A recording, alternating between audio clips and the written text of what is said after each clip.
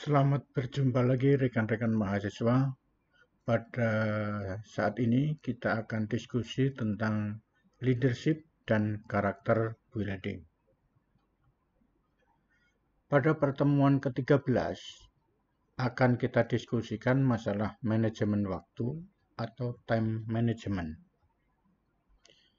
Materi kuliah yang akan kita diskusikan ada 6 kegiatan, yaitu yang pertama, pengertian manajemen waktu, perencanaan, rencana tindakan atau action plan, kemudian fungsi manajemen waktu, matrik manajemen waktu, dan pemanfaatan waktu.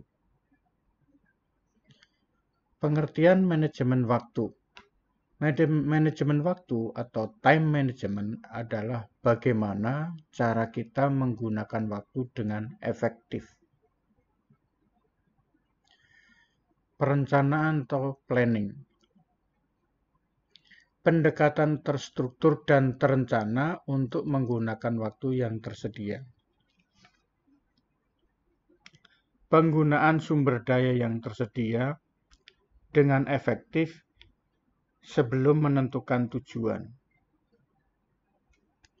Manfaat perencanaan. Yang pertama, untuk memastikan bahwa tujuan yang realistis, menekankan komitmen, membantu mengkoordinasikan kegiatan, membantu mencapai target pribadi, komitmen untuk melaksanakan rencana, dan yang keenam menggunakan sistem perencanaan yang simple dan praktis. Selanjutnya, untuk action plan. Action plan itu merupakan dokumen yang terstruktur, fokus, dan untuk pengembangan. Membantu kita mengukur, memonitor, meningkatkan performance. Manfaat action plan. Yang pertama, memperjelas pikiran. Fokus pada masalah. Yang ketiga, mengidentifikasi dan menyetujui apa yang dibutuhkan untuk perubahan. Yang keempat, mendapatkan komitmen. Yang kelima, memberikan catatan-catatan untuk referensi yang akan datang. Melakukan monitoring secara efektivitas. Di dalam membuat action plan, itu ada pedoman yang dapat diikuti, yaitu yang pertama SMART dan 4 pertanyaan. Kemudian ditambah dengan matrik action plan.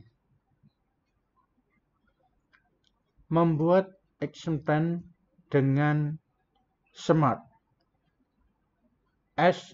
Specific, M. Measurable, A.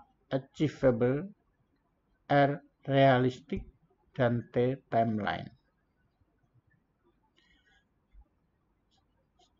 S dari kata spesifik, yaitu tindakan konkret yang harus dilakukan, ada hasil utama yang harus dicapai, dan melaksanakan skala prioritas. M. Measurable,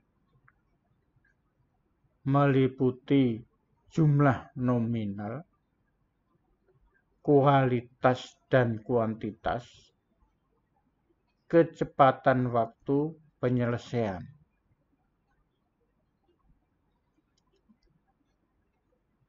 A. Achievable, dapat dicapai dan standar tinggi. R. Realistic atau realistis,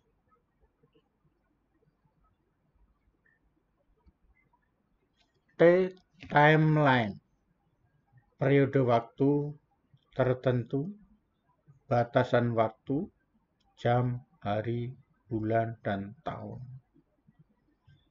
Sementara pedoman yang berikutnya adalah 4 pertanyaan, yaitu what, why, how, dan when. Kita lihat, what needs to be done, apa yang perlu dikerjakan. Yang kedua, why does it need to be done, mengapa itu perlu dikerjakan.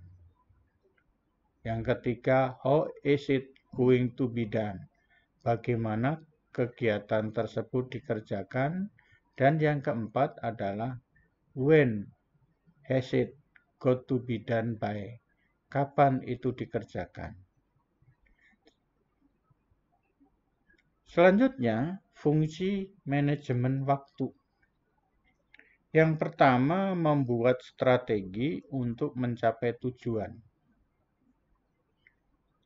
Mengetahui cara kerja atau job description. Membuat daftar langkah-langkah yang akan dilakukan. Yang kedua, menangani interupsi.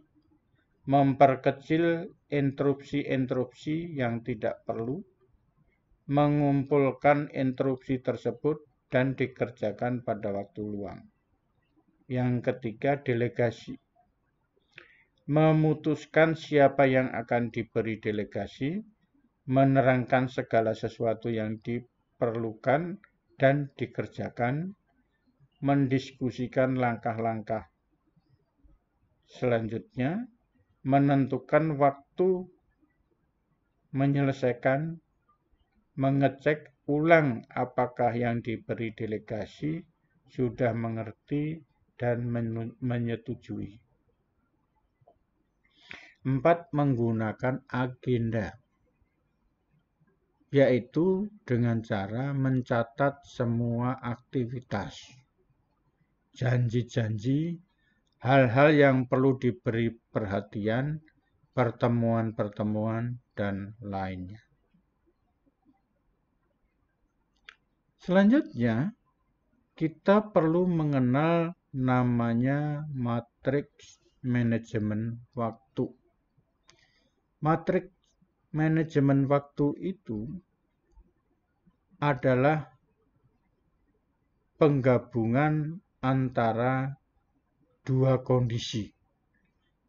Kondisi pertama adalah kondisi genting dan tidak genting. Sementara kondisi yang kedua adalah penting dan tidak penting. Dari dua kondisi tadi dipertemukan, akhirnya memperoleh 4 kuadran. Kuadran pertama itu pertemuan antara kondisi genting dan penting, sehingga membentuk kuadran pertama. Kuadran pertama itu satu kondisi krisis, masalah yang menekan, kemudian limit waktu, kemudian juga TV, internet. Pada saat kondisi sekarang ini sangat penting.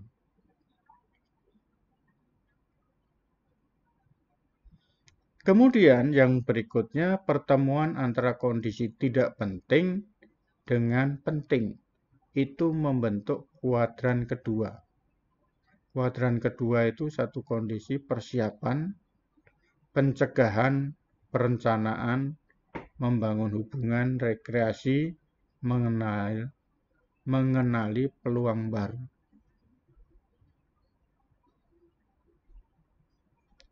Kemudian antara kondisi genting dan tidak penting itu membentuk kuadran ketiga, yaitu adanya interupsi, laporan yang tidak perlu, urusan orang lain, rapat yang tidak perlu.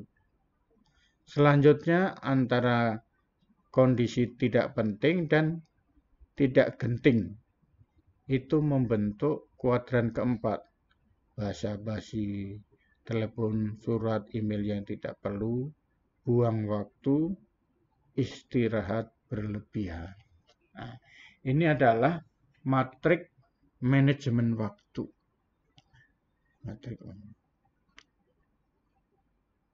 Kemudian pemanfaatan waktu dari sudut pandang pemimpin dan sudut pandang pengikut. Pemanfaatan waktu pada sudut pandang pemimpin. Yang pertama, berinisiatif. Memimpin, mengangkat telepon, dan membuat hubungan.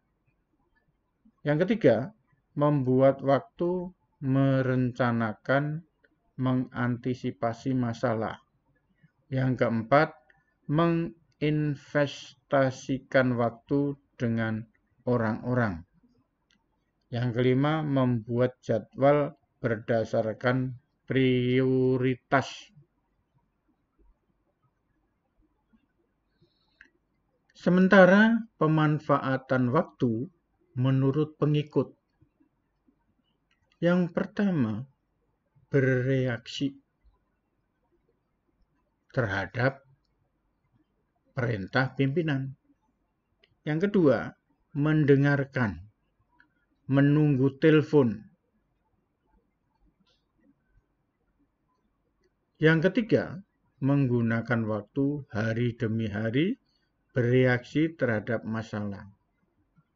Yang keempat, menghabiskan waktu dengan orang-orang.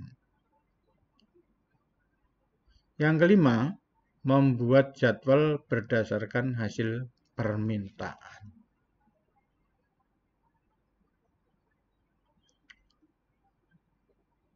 Sebagai contoh, mari kita diskusikan rencana traveling Bandung-Yogyakarta. Jadi pihak kampus dan manajemen atau kampus atau manajemen dengan para mahasiswa berdiskusi. Mereka setuju mengadakan traveling Bandung-Yogyakarta. Secara garis besar terlihat bahwa ada kebutuhan yang harus dilakukan. Yang pertama, penginapan, transportasi, durasi traveling, jumlah peserta, jumlah destinasi, dan biaya. Nah, dari kondisi awal ini, maka dibuatlah satu action plan untuk rencana traveling Bandung-Yogyakarta. Membuat action plan berdasarkan pedoman SMART, maka dibuat action plan. Yang pertama, pedomannya adalah spesifik. Kegiatannya adalah traveling to Yogyakarta 7 hari PP. Membuat panitia. Itu adalah yang spesifik, kegiatan spesifik. Kemudian measurable, total biaya, jumlah peserta, dan penginapan. Selanjutnya yang ketiga achievable, yaitu menggunakan bis wisata. Yang keempat, realistis. Perjalanannya 2 hari. Wisata, kuliner, dan oleh-oleh 5 hari. Timeline, liburan semester genap. Jadi berdasarkan SMART tadi, sudah dibuat satu action plan kegiatan. Selanjutnya kita lihat dari sisi 4 pertanyaan. Yang pertama, apa atau what, yaitu kegiatannya berupa traveling to Yogyakarta, 7 hari PP, membuat panitia. Itu apanya. Kemudian mengapa? Yaitu studi banding dan refreshing. Bagaimana menggunakan bis wisata. Kemudian kapan? Liburan semester genap. Kita kaitkan dengan matriks manajemen waktu. Pada kuadran pertama, yaitu kondisi genting dan penting, yaitu adalah jumlah peserta. Destinasi di Yogyakarta, durasi waktu traveling, dan bus wisata. Itu kuadran 1. Kuadran 2, tidak penting, tidak genting, tapi penting. Kuadran 2. Persiapan, pembentukan panitia, membuat perencanaan, membangun hubungan. Kemudian di kuadran ketiga, genting tapi tidak penting. Yang pertama adalah pertanyaan peserta atau calon peserta. Yang kedua, laporan yang tidak perlu. Yang ketiga, kegiatan lain di luar kegiatan travel ini. Kemudian kuadran keempat, basa-basi. Telepon, WA, email yang tidak perlu. Kemudian buang waktu. Selanjutnya, kita masuk action plan. Dari hasil pedoman SMART dan 4 pertanyaan serta matrik timeline, maka dibuatlah satu action plan. Ada 7 kegiatan yang dapat dilakukan dan ditulis secara terstruktur. Yang pertama adalah pembentukan panitia. Penanggung jawabnya ketua kelas. Indikator keberhasilannya adalah tersusun panitia atau tersusun kepanitiaan. Target waktu 2 hari. Selanjutnya outputnya apa? Panitia pariwisata. Yang kedua,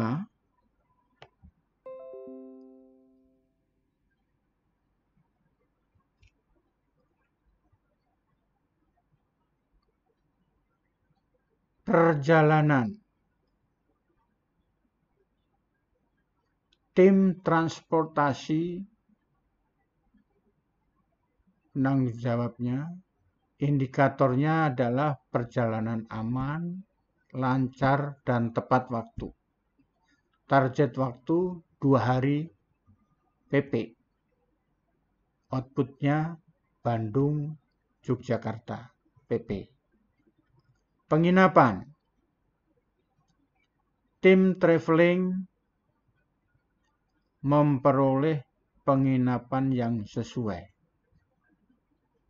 Kemudian target waktu 2 hari. Outputnya kunjungan ke lokasi wisata. Yang keenam, kuliner. Penanggung jawabnya tim traveling mengunjungi kuliner khas Yogyakarta. Indikatornya, target waktunya 2 hari. Kunjungan pusat kuliner. Yang ketujuh, oleh-oleh.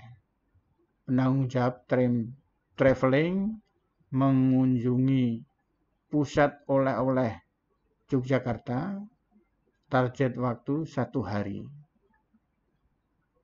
Outputnya oleh-oleh khas Yogyakarta. Terima kasih, jangan lupa like and share, subscribe.